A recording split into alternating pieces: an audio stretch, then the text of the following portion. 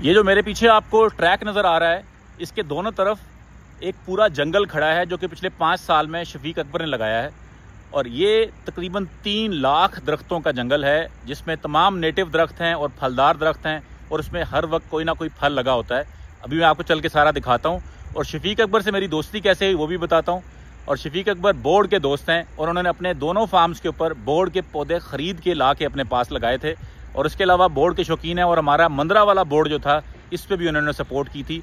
आज मुझे उन्होंने बुलाया नहीं है, ये मैं खुद पिछले 1 साल से इस जगह को देखने के लिए बेताब था और ये आपको मैं अपनी आंखों से दिखा रहा हूँ कि मैंने यहाँ पे क्या देखा है।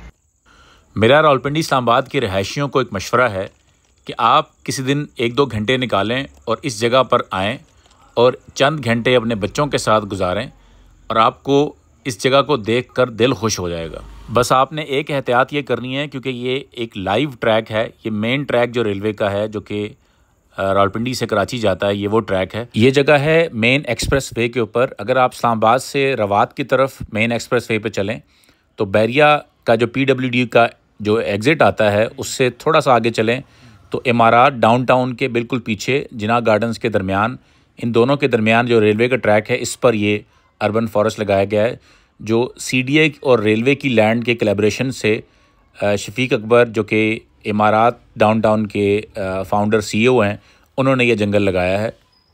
इस जगह पर मैंने तकरीबन 1 घंटा गुजारा, लेकिन मैं इस सारे जंगल को विज़िट नहीं कर सका और मैं इस वीडियो में भी शायद इस जगह के बारे में इंसाफ से वीडियो नहीं बना सकूँगा क्योंकि ये इतनी बड़ी जगह है और इतनी बड़ा स्पेस थी कि शायद मेरे पास अगर ड्रोन होता या शायद बहुत ज़्यादा रिसोर्सेज और वक्त होता और शायद मैं सारे इलाके में कोई 2-3-4 घंटे घूमता और इसकी फुटेज तब बना सकता था। यहाँ पर मुख्तलिफ़ किस्म के फलदार पौधे हैं जो मैंने हज़ारों की तादाद में हर किस्म के सीजनल फलदार पौधे देखे हैं, जिसमें अमरूद से लेकर अनार से लेकर आड़ू और नाशपाती और सेब और क्या क्या यहाँ पर आपके फलदार पौधे नहीं हैं जो कि हर मौसम के फल यहाँ मौजूद हैं।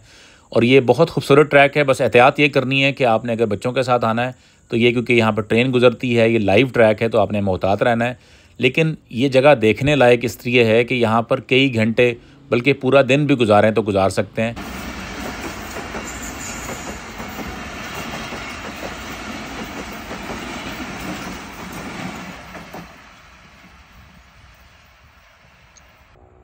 ये जंगल शफीक अकबर ने 2019 में लगाना शुरू किया था और पहले साल उन्होंने 50,000 पौधे लगाए। उसके बाद फिर हर साल तकरीबन 40 से 50,000 पौधों तक ये लगाते रहें और अब तकरीबन कोई 3 लाख से ऊपर पौधे जो हैं वो यहाँ पर खड़े हैं। ना सिर्फ ये पौधे लगाए गए हैं बल्कि साथ ही साथ इन पौधों की देखभाल की गई है।